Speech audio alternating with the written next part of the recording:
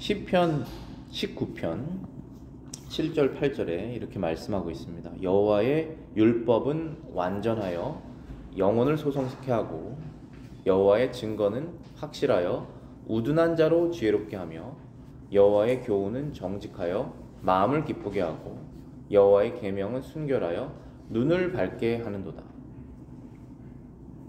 여호와의 율법은 완전하여서 우리의 영혼을 살리고 여호와의 증거는 확실하여서 어리석은 우리에게 길을 밝혀주고 지혜롭게 하며 여호와의 교훈은 정직하여서 우리의 마음을 기쁘게 하다.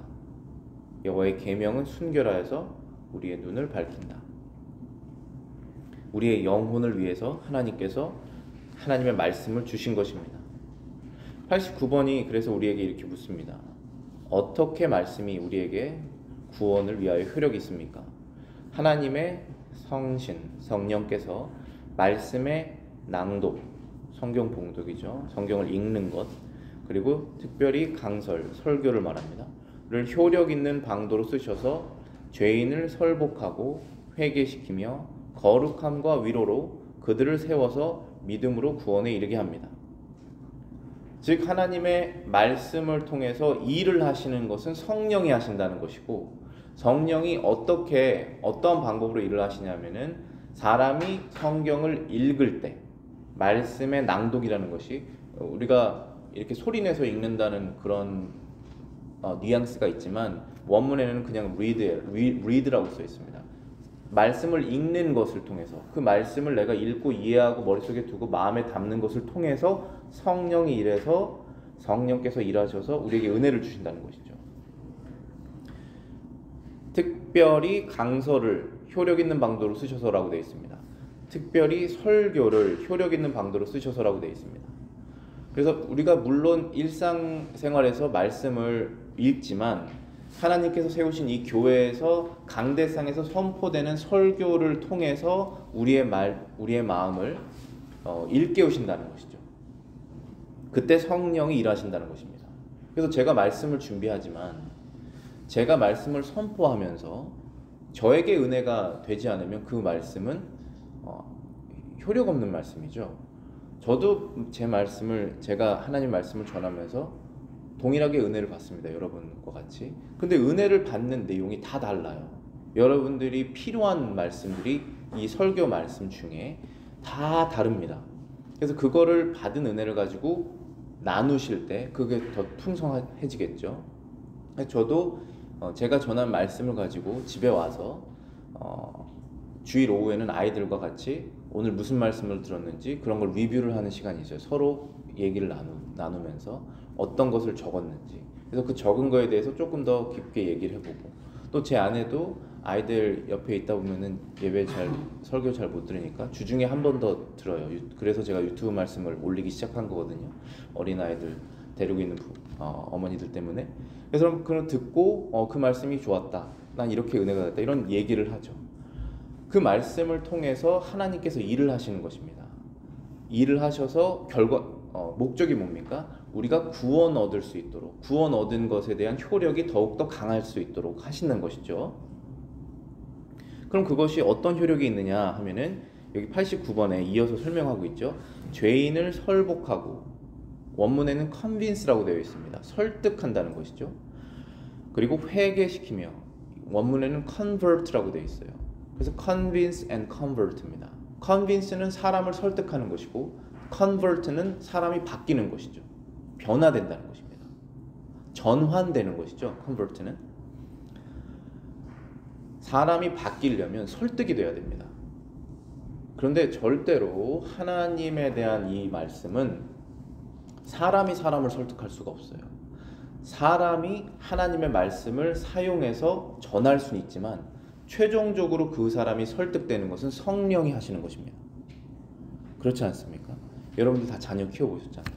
자녀들 마음속에 하나님 말씀 들어가서 그 특별한 죄가 회개가 되고, 이제 더 원론적으로는 그 아이가 하나님을 믿고 예수 그리스도를 자신의 구주로 받아들이고 그분을 위해서 살겠다고 고백하는 것, 그거 설득할 수 있습니까?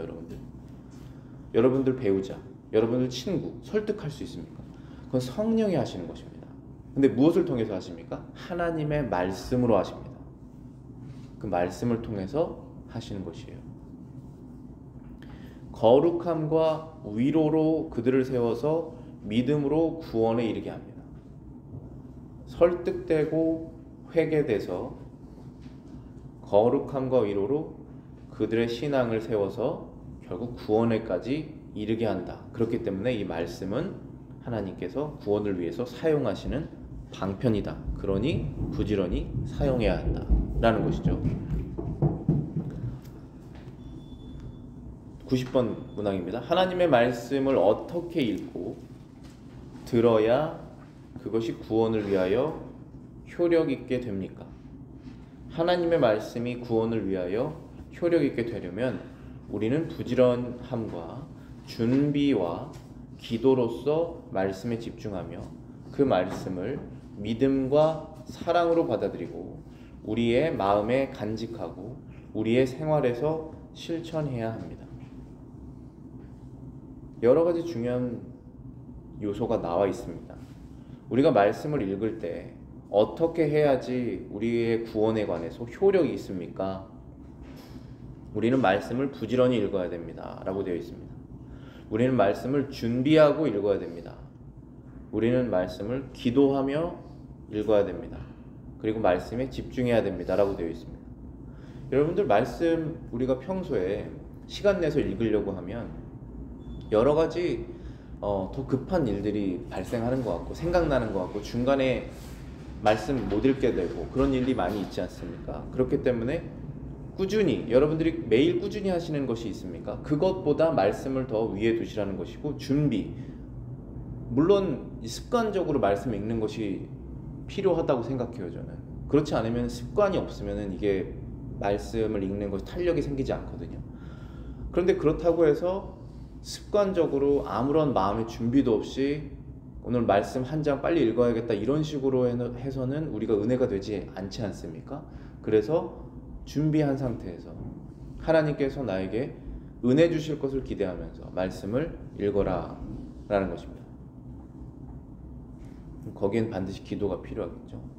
기도하고 말씀을 읽는 것입니다. 말씀에 집중해라 라는 것입니다. 그 말씀을 믿음과 사랑으로 받아들여라.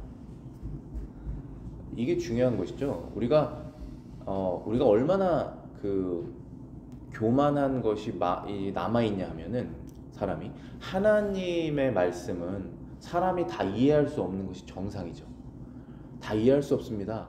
하나님께서 이렇게 말씀하셨는데 내가 이해가 안 된다고 이거는 하나님 말씀이 아니야 이렇게 생각하는 사람이 얼마나 많이 있습니까? 심지어 그리스도인들 중에서도 그러한 죄성이 아직도 남아있어서 이건 너무 이해가 안 돼. 이건 나를 한번 설득시켜봐. 이런 식으로 하나님 말씀을 대하는 사람이 얼마나 많습니까? 그렇게 해서는 은혜 받을 수 없습니다. 은혜를 받으려면 하나님의 말씀을 전적으로 믿는 믿음을 전제하고 은혜가 따라오는 것이죠. 그게 생각해보면 너무나 당연한 것이죠. 하나님의 말씀을 완전히 난 이해할 수 없기 때문에 내가 이해할 수 있을 만큼 이해를 하고 그리고 믿은 대로 내가 생활해야겠다. 그러한 마음으로 말씀을 읽어야지 은혜가 따라오는 것이죠. 사랑은 어떻습니까? 여기 믿음과 사랑으로 받아들인다고 그랬습니다. 우리가 왜 다른 사람의 말을 안 받아들이냐 하면은 사랑하지 않아서 안 받아들이는 경우가 대부분입니다. 물론 그 사람이 전적으로 거짓말을 하면 우리가 뱀처럼 지혜로워야 되기 때문에 그것은 안 믿어야 되겠죠. 그것을 너무 순진하게 받아들이는 것은 어리석은 것입니다. 그런데 하나님의 말씀은 거짓이 없지 않습니까? 그럼 그것을 우리는 왜 안 받아들일까요? 믿지 않는 사람들이 사랑하지 않기 때문에 받아들이지 않는 것입니다. 생각을 해보십시오. 하나님께서 거짓말을 안 하십니다. 거짓말을 못 하십니다. 그런데 내가 그것을 안 믿습니다. 근데 나는 거짓말을 하는 사람이에요. 너무 말이 안 되는 것이죠. 사랑하지 않아서 받아들이지 않는 것입니다. 그래서 믿음과 사랑으로 하나님의 말씀을 부지런히 준비와 기도를 하며 말씀에 집중하면서 읽을 때 은혜가 있을 것이다 라는 것입니다. 그럼 여러분들이 그렇게 은혜를 받으셨으면 우리의 마음에 간직해야 된다라는 것이 있습니다.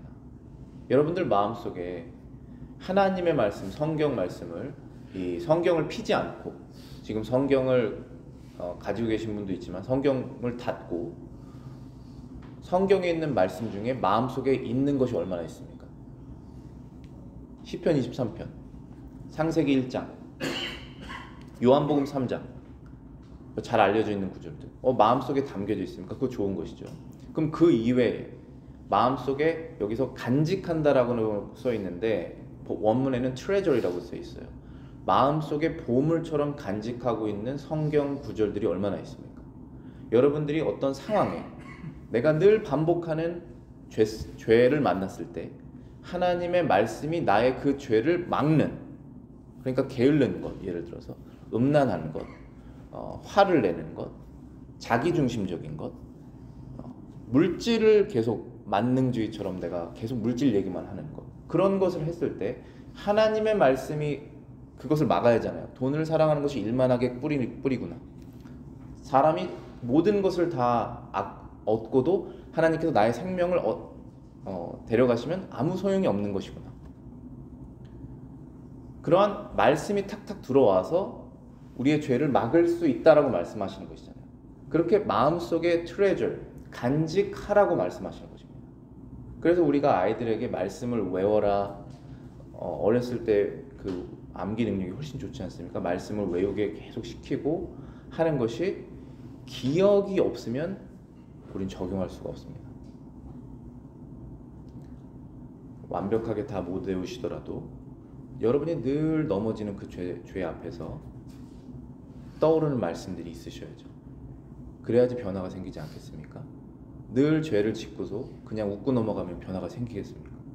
말씀이 우리의 마음속을 파고들어서 변화시키는 그런 일들이 일어나려면 말씀을 읽고 그것을 마음속에 간직하라고 얘기하는 것입니다. 우리 생활에서 실천해야 된다. 우리가 머리로는 잘 알고 있습니다. 그런데 그것을 실천하려면 진짜 알고 있는 것인지 거기서 이제 증명이 되는 것이에요. 머리로는 다 알고 있죠. 그리고 그렇게 하지 않는 사람들을 우리가 정죄하기도 합니다. 근데 실제로 내가 그 상황에 처했을 때 내가 그 말씀대로 하냐라는 것입니다. 그 행함이 없으면 구원의 은혜가 없습니다. 말씀을 읽고 죄를 깨닫고 내 인생에 그 말씀을 적용할 때, 그때 비로소 말씀이 구원의 효력 있게 된다라는 것입니다. 구원의 방편에 대해서 저희가 얘기를 하고 있는데요. 말씀, 성례, 기도 이렇게 되어 있습니다. 우리 요리문답이 그 순서대로 얘기를 하고 있고, 두 번째는 이제 성례에 관해서 91번이 물어보고 있습니다. 성례가 어떻게 효력 있는 구원의 방도가 됩니까? 성례가 효력 있는 구원의 방도가 되는 것은 성례 자체나 성례를 행하는 사람에게 어떠한 덕이 있어서가 아니고 오직 그리스도의 복주심과 믿음으로 성례를 받는 사람 속에서 그리스도의 성신께서 일하심으로 됩니다. 성례라는 것은 하나님께서 하나님의 교회에게 주신 의식입니다. 그 의식이 이제 나오겠지만은 신약 교회는 세례와 성찬이에요. 이 두 가지 의식밖에 없습니다. 구약 성경에는 많은 의식들이 있었죠.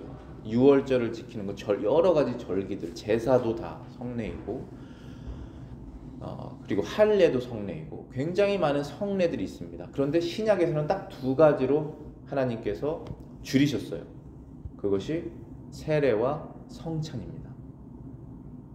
근데 우리 요리문답에서는 사람이 구원을 받고 그 구원이 효력 있게 되려면 늘 말씀을 읽어야 되는 것과 동시에 성례를 부지런히 참여해야 된다라고 말하는 것입니다.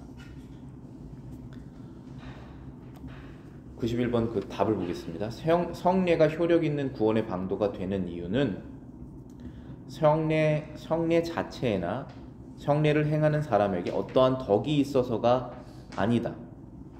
이게 중요한 내용이에요.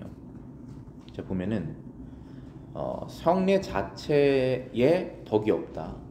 성례를 행하는 사람에게 어떠한 덕이 있어서 은혜 받는 것이 아니다. 이게 왜 중요한 내용이냐 하면은, 만약에 성찬을 한다고 생각해 보세요. 아니면 세례를 생각해 보죠. 세례를 한다고 생각해 보십시오. 그러면은 만약에 세례 자체에 어떠한 거룩한 신적인 능력이 있다면 전혀 믿음이 없는 사람도 세례를 받아서, 물세례죠, 물세례. 물이 머리에 떨어지는 것으로 인해서 그 사람이 변화된다라고 믿게 되는 것이죠. 그렇지 않습니다. 그렇지 않다라고 지금 설명하고 있는 것이에요. 성례 자체에 어떠한 덕이 있어서 은혜 받는 것이 아니다. 그러면은 성례를 행하는 사람에게 덕이 있어서 하는 것입니까? 이런 것이죠. 어떤 사람이 전혀 믿음이 없는데 세례를 받으려고 왔습니다. 그런데 아주 믿음이 좋고 능력 있는 세례 베푸는 자가 세례를 준다고 해서 그 사람이 갑자기 믿음이 생기지 않는다고 말하고 있는 것이죠.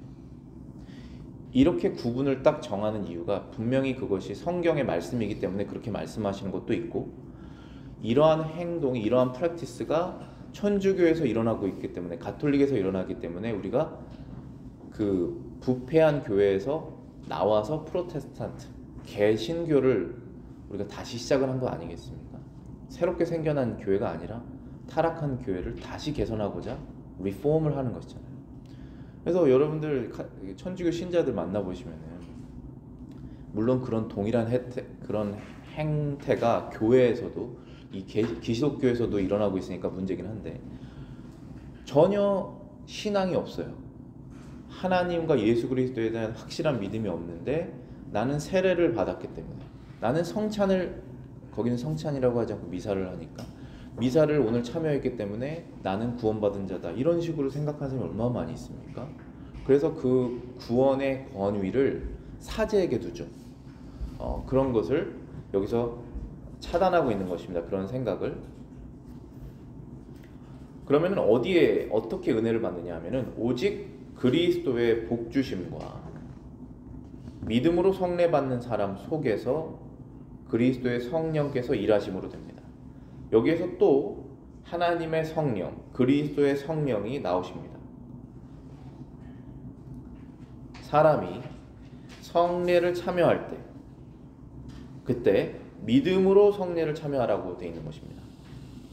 믿음으로 성례를 참여하면 그리스도의 성령께서 그 사람 마음속에서 일하신다는 것입니다.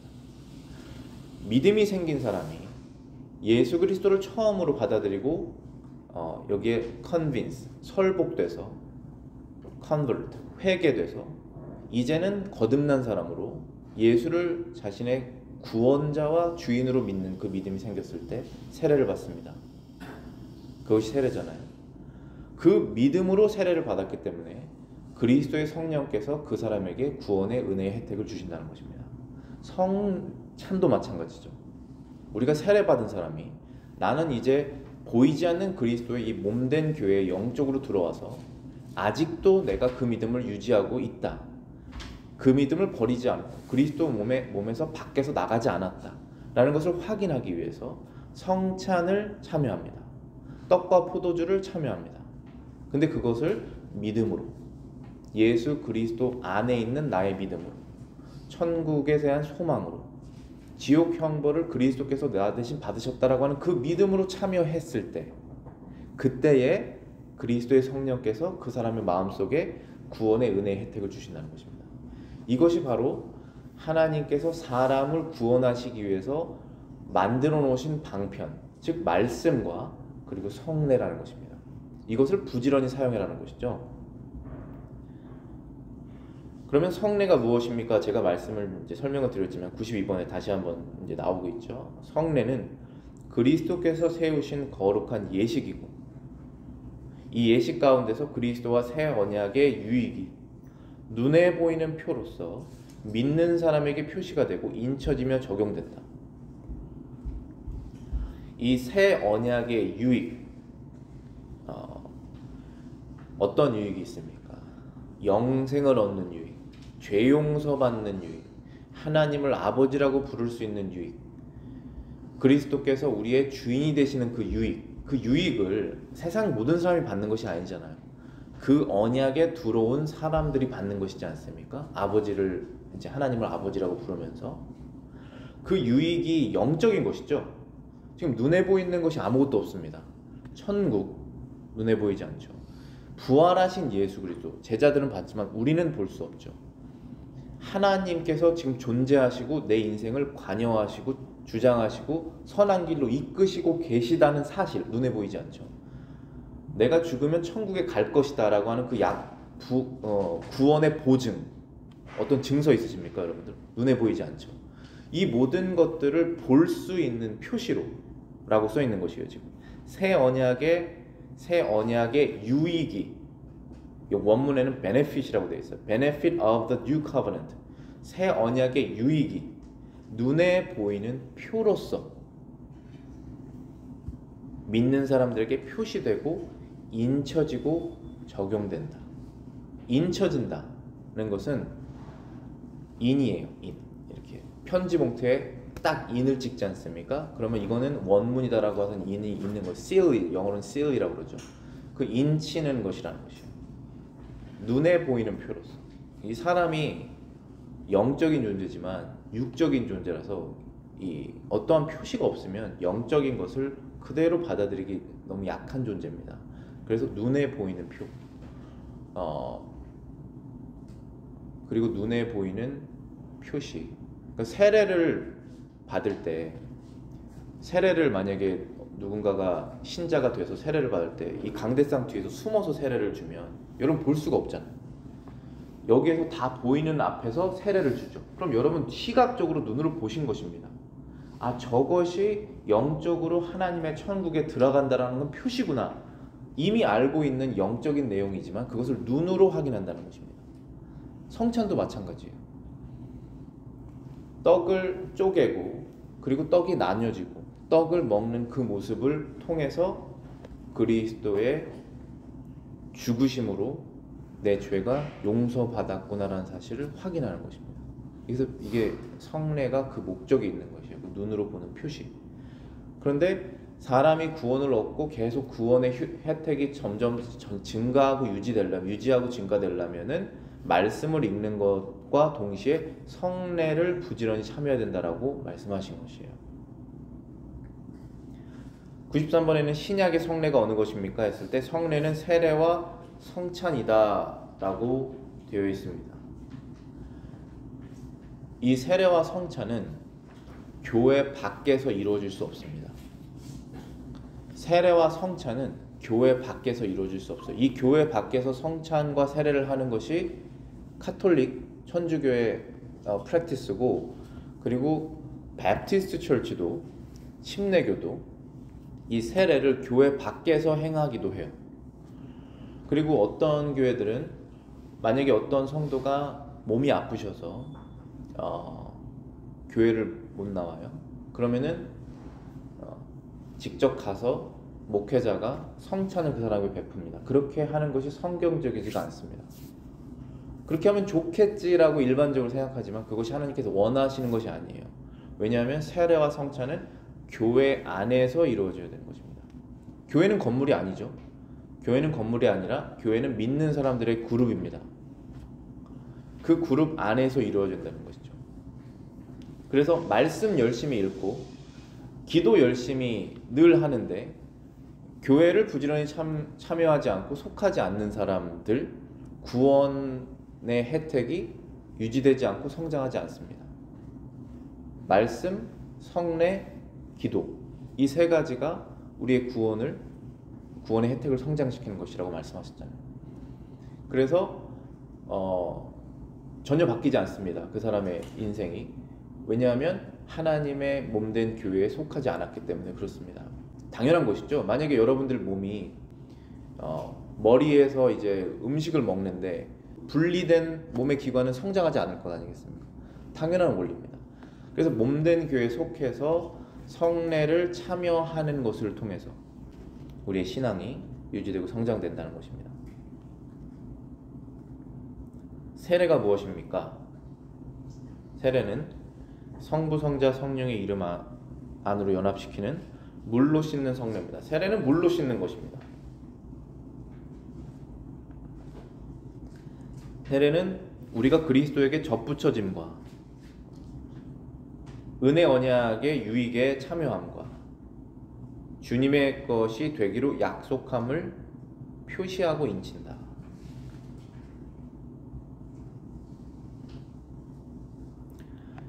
세례는 물로 씻는 것인데 그것이 의미하는 것은 우리가 그리스도에게 접붙여짐, 이 나무에 떨어져 있는 나뭇가지를 접붙이면 그 나뭇가지가 살아서 이파리가 나오고 열매 맺는 거 아시죠? 가지가 뿌리에서 나무 기둥에서 떨어지면 죽습니다. 근데 죽어 있는 그 길에 떨어져 있는 게 원래 우리예요. 그런데 그 예수님, 나무로 표현된 이 예수님에 떨어져 있는 그 나무가 접붙임을 받게 되면 영양분을 받게 되죠. 그러면서 살아나게 됩니다. 그게 바로 세례의 의미라고 알려주신 것이에요. 그리스도와 관계없이 떨어져 있는 우리였는데 이제는 접붙여져서 그리스도 안에서 영적인 은혜를 받는다는 것입니다. 그래서 주님의 것이 되기로 약속함을 표시하고 있다. 자, 나무에 나뭇가지가 접붙임을 당했다는 뜻은 나뭇가지는 이 나무에 속한다는 뜻이죠. 나무로부터 모든 걸 받기 때문에 나무를 위해서 산다는 것이죠. 우리가 주님께 속했다는 뜻은 제가 주님이라고 계속 말을 하는데 이 주님이라는 뜻도 주인이라는 뜻이잖아요. Lord, L-O-R-D 이게 주인이라는 뜻이거든요. 내가 예수를 주인으로 믿는다라고 하는 것입니다. 내 인생의 결정을 할 때 주인의 말을 듣고 하겠다고 고백하는 것이죠. 구원을 받았으면 이제 내가 죄 용서 받았으니까 내 마음대로 살아야겠지라는 것이 아니잖아요. 구원하신 그분의 말씀대로 살겠다고 고백하는 것입니다. 그게 바로 세례죠.